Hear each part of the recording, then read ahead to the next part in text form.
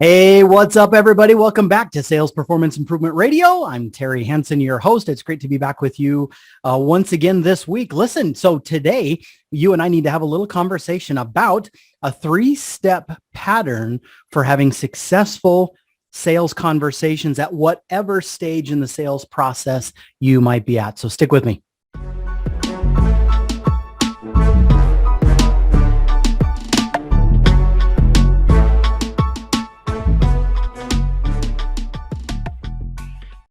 Well, it's great to be back with you once again. I'm excited about our topic today, a three-step pattern for having successful sales conversations with your sales prospects, regardless of whatever stage in the sales process you might be in.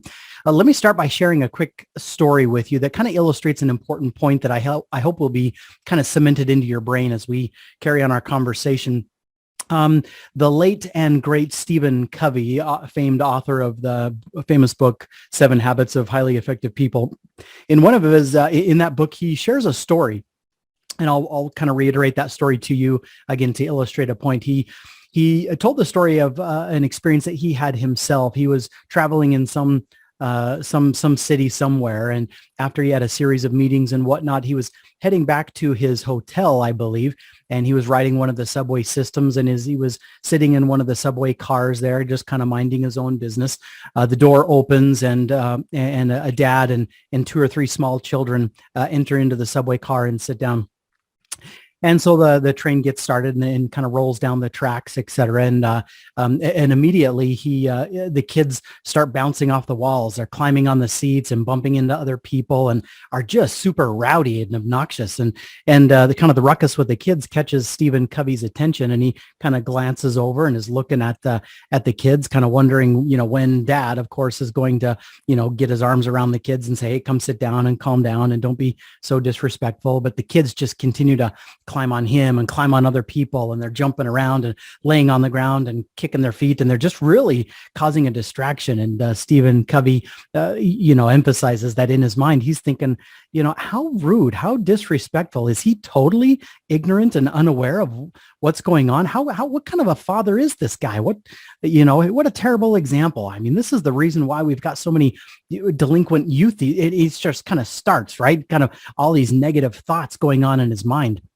And it kind of gets to the point where Stephen Covey stands up and he goes over to this dad and he says, "Excuse me, sir, would you mind taking care of your children? They seem to be causing a bit of a disturbance for other passengers."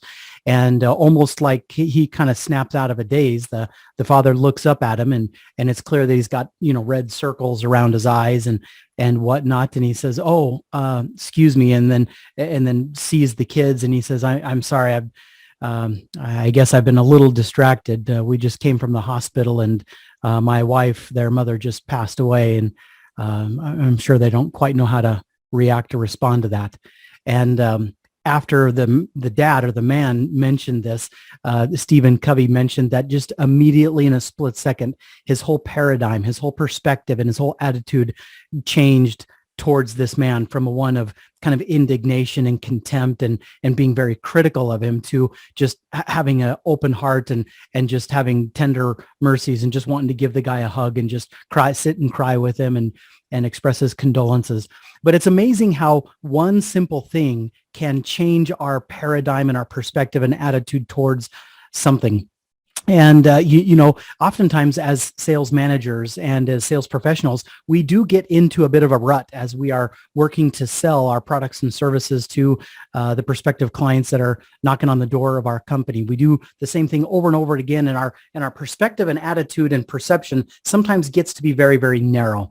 And we have a tendency, if we're not careful, to get into a bit of a rut. And I hope what I share today, these three-step pattern for having successful sales conversations at each step in the sales process will change your paradigm, change your perspective, and get you to see what you're doing maybe through a different light.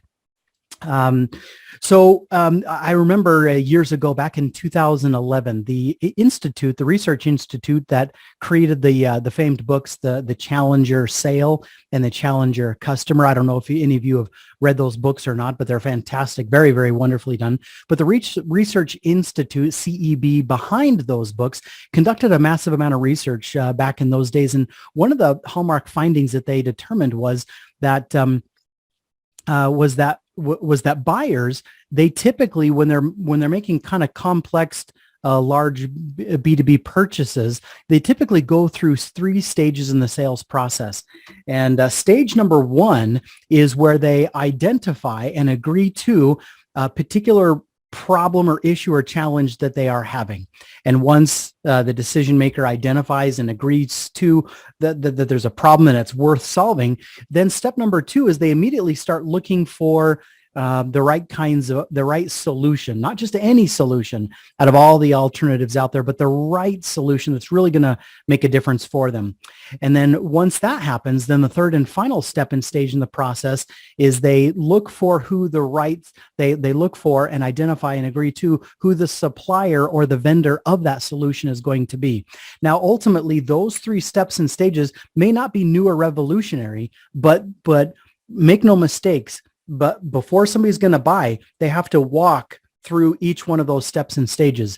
And each one of those stages has a fundamental and kind of key component or an important reason there. The first one is, in step number 1, is the purpose of identifying and agreeing to the right kind of problem to solve. Is once a buyer does that, they are then absolutely motivated to act.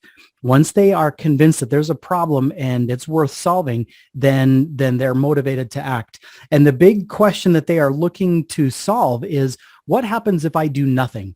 If I don't do anything about this problem, is it going to go away? Are things going to stay the same? Could things get worse? And once they're convinced that things will get worse if they don't act, then ultimately that's where the motivation comes from for them to take action, to start their research process. Stage number 2 in the selling process, where they try to find the right alternative, the right solution to fix their problem. Ultimately, they're looking to answer this question. Why are all of the other alternatives out there not as good as this solution?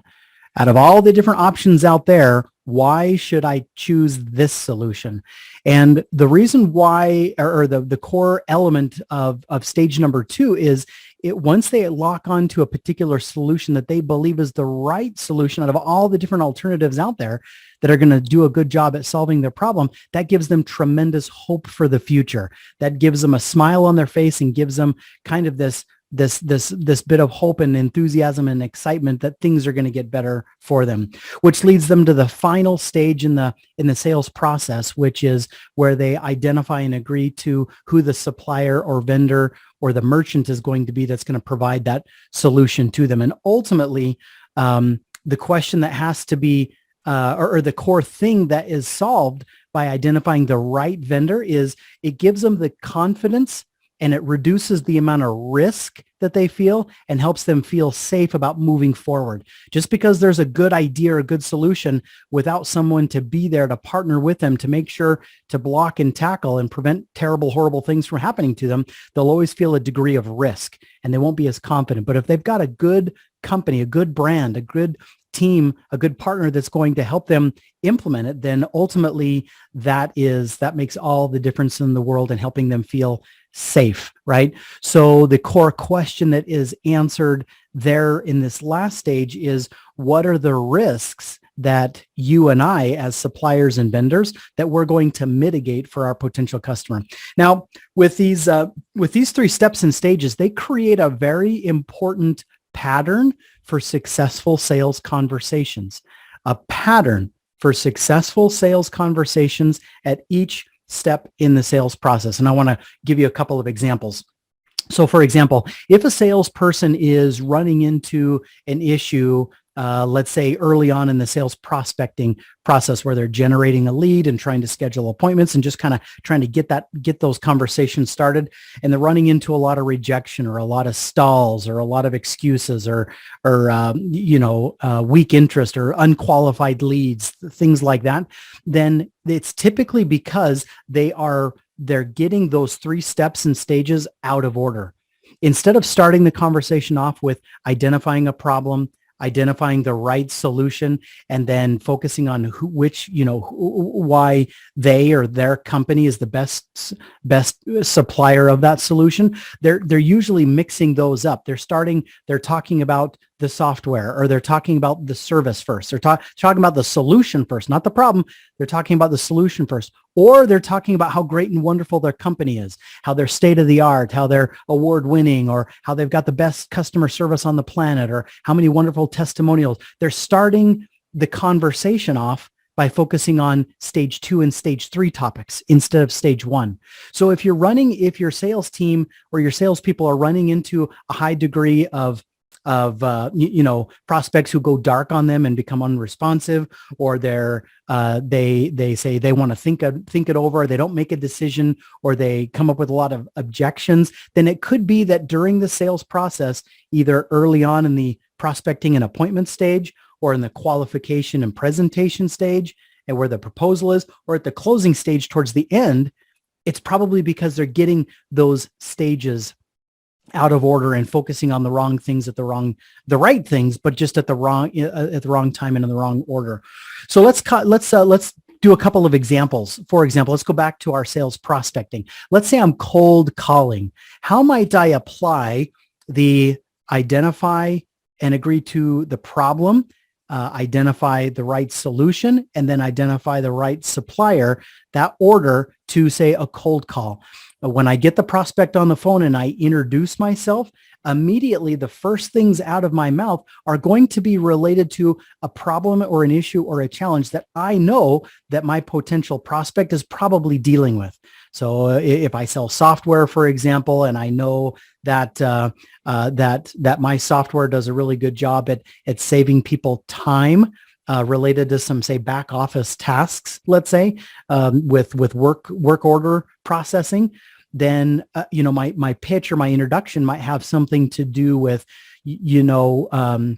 related to how much time it costs companies to process work orders. Like in my pitch and my introduction, I'm going to start the conversation off with that very thing, and then I'm going to maybe ask a question about whether or not they're dealing with this problem.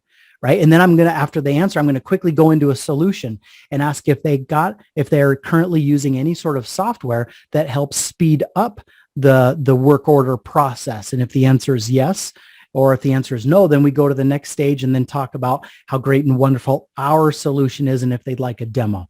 There's something along those lines. But do you see the flow of the conversation? Problem, solution, supplier. Right? What about an email? If I'm sending cold emails to sales prospects, or what about on social media? If I'm direct messaging people, or even if I'm texting people, well, the email in the very first sentence is going to highlight a problem or an issue that I know that we can solve. Next, it's going to talk about out of all of the different options that there are out there on the planet to solve that problem, why, say in this case, software is the very best one, and how it's much, much better than all the other different alternatives, and then give them an invitation to come check us out and do a demo or something like that. Right. So there's an example of how that three-step sequence might apply to, in, say, a sales prospecting type conversation. But what about in the qualification stage of the sales process? Where you've finally met with a prospect, you're asking them a bazillion questions, they're telling you a lot of good information, and you're extracting good information from them, and you maybe do a sales demo or present some solutions and options to them. Of course, the very first part of the conversation, you're going to be asking a lot of questions about what are the common issues and challenges and problems that they'd like to see changed or improved. You're going to start the conversation with problems, not the features and benefits of the software, the solution, or not by talking about how the many awards that your company has won, or how great and wonderful your company is, or how long it's been around. You're not going to start that way. You're getting things out of order, right? So instead, you're starting the qualification off, focusing on problems, asking a lot of questions, talking about what other kinds of solutions are they currently using and why those may or may not be working really well for them. And then you're going to identify the right super duper solution that is your solution, and share some ideas on why that's going to solve the problems better than other things that they are you currently using. And then last but not least, you're going to get to how your company is uniquely positioned to help solve those problems that they're having. So that's in the qualification presentation stage. But what about the closing stage at the very end? Well, you review. Right before you're looking to close the sale, you go back to the problems. You identify, you review the problems, the 2 or 3 or 4 problems that they've shared with you, the nasty consequences they're experiencing because of those problems, the real challenges that'll come if they don't do anything to solve those problems, right? You review your proposal and the great solution that it is and why it's head and heels over all the other alternatives out there. And then you review how you guys as a company are uniquely positioned and superpowers and the best on the planet to deliver those solutions. And then you basically go to close the sale, right? So you review those 3 steps and you ignite all of those, that buying journey, that buying process with them at each stage in the sales process. So, but think about how you can use this in a marketing context on your Facebook ads, on your marketing automation sequences, on social media, on your videos, on your sales collateral. Every piece of content that comes out of your company really should be designed to help your prospects identify and agree to a critical problem that must be solved. Otherwise, big consequences will happen. Number 2, identifying out of all of the different other ways to solve the problem, why your particular type of solution is hands down the very best solution out there and why they need to use this particular solution. And then number 3, identifying and revealing why you and your company are really the best out of all your competitors out there to deliver that solution to them.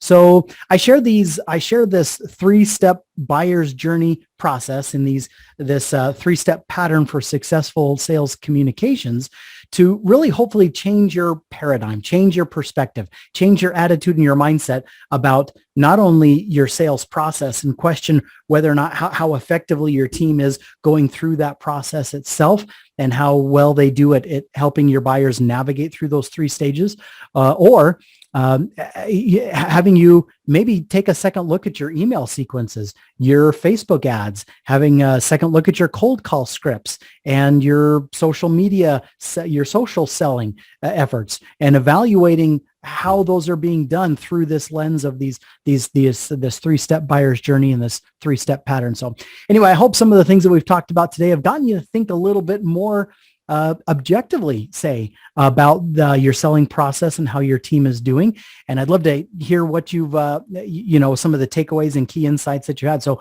be sure to post your comments down below in the comments section.